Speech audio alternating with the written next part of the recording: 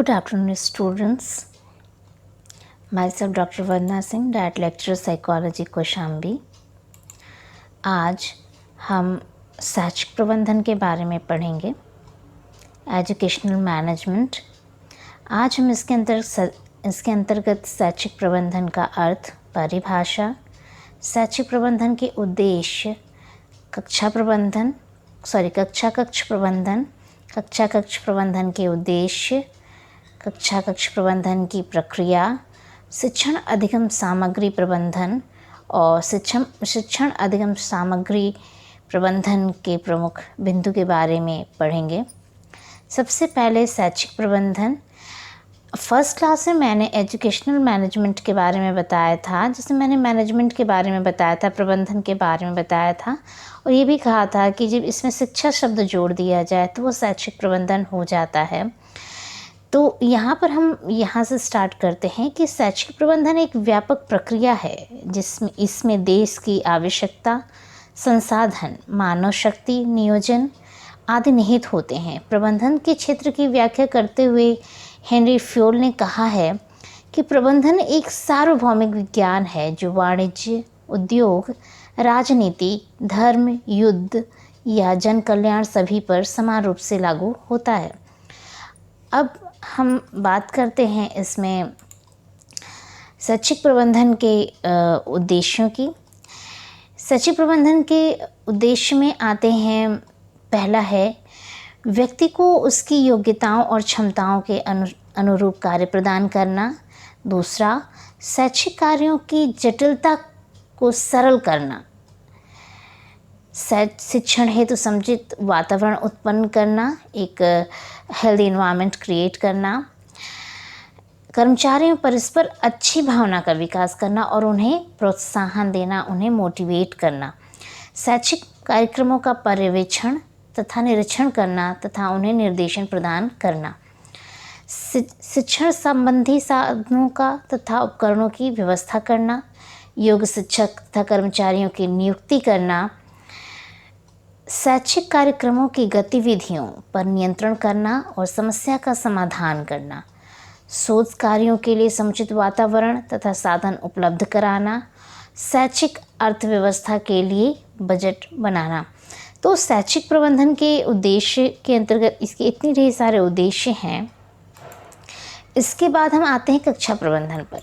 कक्षा प्रबंधन होती क्या है? कक्षा प्रबंधन बेसिकली ये जो क्लासरूम मैनेजमेंट है वो इसका जो सामान्य अर्थ है, कक्षा कक्ष से संबंधित उपकरणों एवं उसकी भौतिक व्यवस्था से होता है। भौतिक व्यवस्था में जैसे कि आपको हमने बताया था भौतिक संसाधन, मानवीय संसाधन, तो यहाँ भौतिक संसाधन की हम इसमें बात करते हैं, जैसे कि वहाँ का भवन, कुर्सी, मेज आदि। तो यहाँ पर हम उस कक्षा कक्ष जो प्रबंधन है उसमें हम उसके सामान्य अर्थ में हम कह सकते हैं कक्षा कक्ष से संबंधित उपकरणों एवं उनकी भौतिक व्यवस्था से होता है। इसका तात्पर्य वर्तमान समय में कक्षा कक्ष प्रबंधन का जो संबंध है कक्षा कक्ष की भौतिक व्यवस्था, जैसा कि मैंने अभी बताया, मानवीय व्यवस्था से लिया जाता है, जिसका उद्देश्य जो होता है वह शिक्षण अधिगम प्रक्रिया को प्रभावी बनाना होता है कि कितने अच्छे तरीके से हम भौतिक संसाधनों का प्रयोग करते हुए जो उसके मतलब किस तरीके से हम शिक्षण को और अधिक प्रभावी बना सकते हैं अधिगम प्रक्रिया को, उसका ये मेन उद्देश्य होता है।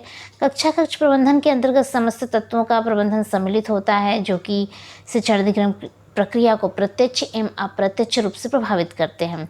अब स्पष्ट है कि कक्षा कक्ष प्रबंधन एक व्यापक संप्रत्यय है, कॉन्सेप्ट है, जिसके अंतर्गत कक्षा से संबंधित समस्त भौतिक संसाधनों, भवन, कुर्सी, मेज आदि मानवीय संसाधन, जो कि जैसे मैंने बताया था शिक्षक, शिक्षार्थी मतलब उसमें निर्जीव होते हैं, इसमें सजीव के प्रबंधन को सम्मिलित किया जाता है। इसके उद्देश्य क्या होते हैं? पहला तो है कक्ष प्रबंधन का उद्देश्य कि उपलब्ध भौतिक एवं मानवीय संसाधनों का प्रयोग करना जिससे शिक्षक एवं शिक्षार्थी दोनों ही लाभान्वित हो सकें। दूसरा है कक्षा कक्ष को संपूर्ण सुविधाओं से संपन्न बनाना, जिससे कि शिक्षण अधिगम प्रक्रिया को रुचिपूर्ण बनाया जा सके, इंटरेस्टेड बनाया जा सके, बच्चों में इंटरेस्ट क्रिएट किया जा सके।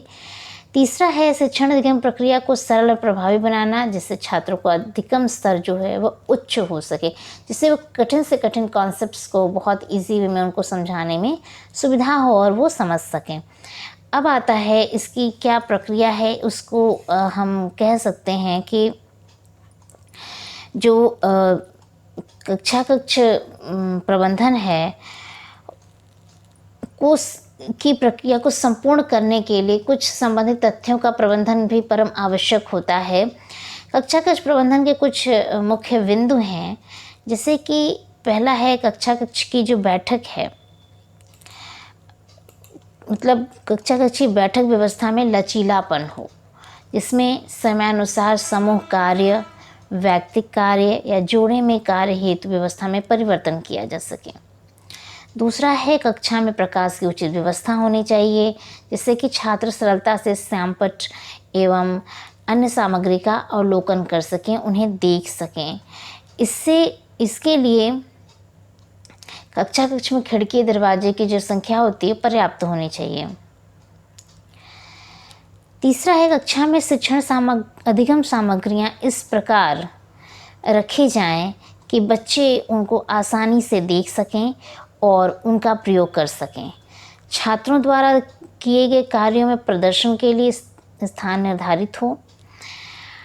एक आदर्श कक्षा में इस प्रकार की व्यवस्था होनी चाहिए कि सभी छात्र उसमें अनुशासन में रहें, कोई डिसिप्लिन न तोड़े।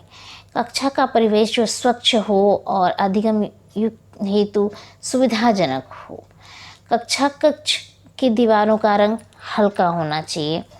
दीवार पर जो सूचनाएं, समाचार पत्रों की कटिंग, चार्ट, लेख, मानचित्र आदि लगाने के लिए फ्लैनल बोर्ड होना चाहिए। सामने की दीवार पर उपयुक्त ऊंचाई पर श्यामपट्ट होना चाहिए, यानी कि बहुत नीचे हो गया या बहुत ऊपर हो गया ऐसा नहीं होना चाहिए, एक उपयुक्त उचित स्थान पर होना चाहिए ऊंचाई उसकी। कक्षा कक्ष के आदर्श प्रबंधन हेतु उचित शिक्षण विधियों का प्रबंधन भी आवश्यक होता है। कक्षा कक्ष में प्रत्येक छात्र को शिक्षण अधिगम प्रक्रिया में सहभागिता का अधिकार समान रूप से दिया जाना चाहिए।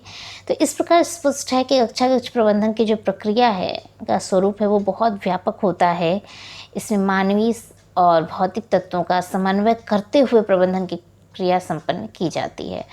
उत्तम कक्षा शिक्षण अच्छे कक्षा प्रबंधन का प्रतिफल होता है।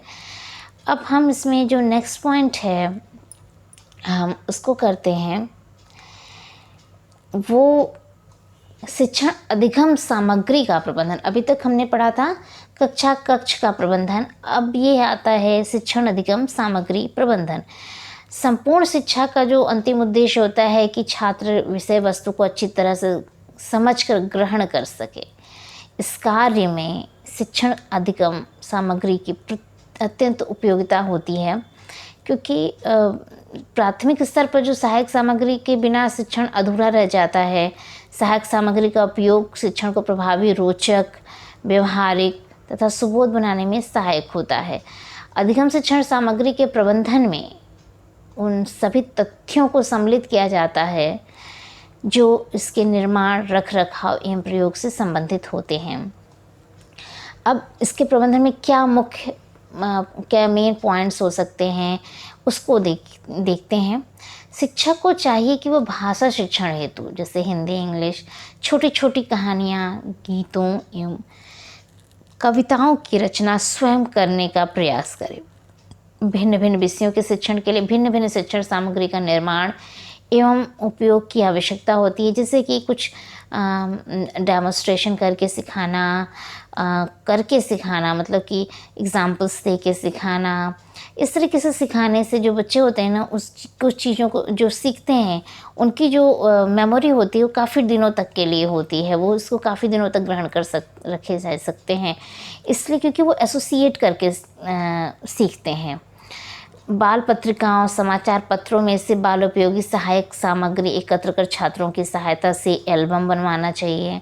समय समय पर इस एल्बम का प्रयोग करें।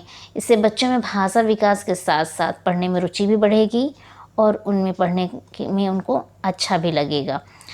शब्द भंडार वृद्धि के लिए जो होता है मॉडल, शब्द कार्ड, वर्ण कार्ड, वस्तुओं के चित्र कार्ड, पोस्टर आदि बनवाएं।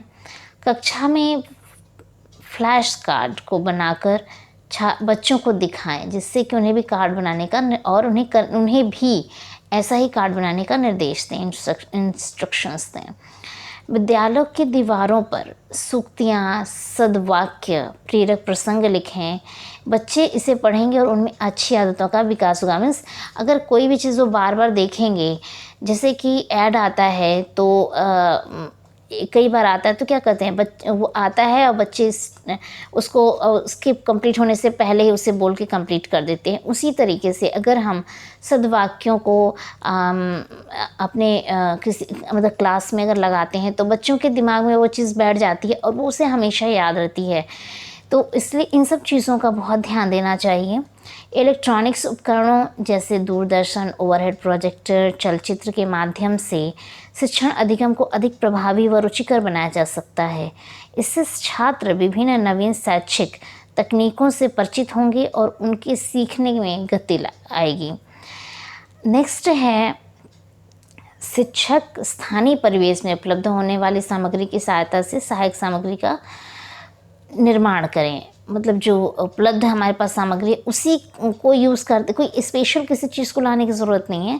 जैसे हमारे पास अवेलेबल है जो चीज़ें, उसी को एज अ सहायक, एज अ टूल लेके, एज एक सहायक सामग्री के रूप में लेके हम टीचिंग कर सकते हैं। इससे छात्रों में अनुपयोगी वस्तुओं से उपयोगी वस्तुएं बनाने में कौशल विकसित हो। मतलब इससे ये होगा कि बच्चों के अंदर ये आएगा कि इंटरेस्ट क्रिएट होगा, नहीं हम इन चीज़ को हम इस तरीके से भी यूटिलाइज़ कर सकते हैं। नेक्स्ट है शिक्षक मिट्टी से फल, वर्ण, मॉडल आदि बनवाकर उनको उचित रंगों से रंगवा भी सकते हैं। जैसे कि उन्हें कह दिया गया कि 5 तरह की मिट्टी के 5 तरह के फल बना के ले आओ और उसे कलर करके ले आओ। इससे क्या होगा कि वो उसको बनाएंगे, उनका मॉडल, उनका जो इंटरेस्ट क्रिएट होगा और वो उन चीज़ों को सीख सकते हैं इससे। तो इस तरीके से आज हम बस इतना ही करते हैं। नेक्स्ट क्लास में हम इसके आगे का जो सिलेबस में दिया हुआ है इस सेक्शन में उसको करेंगे। Thank you.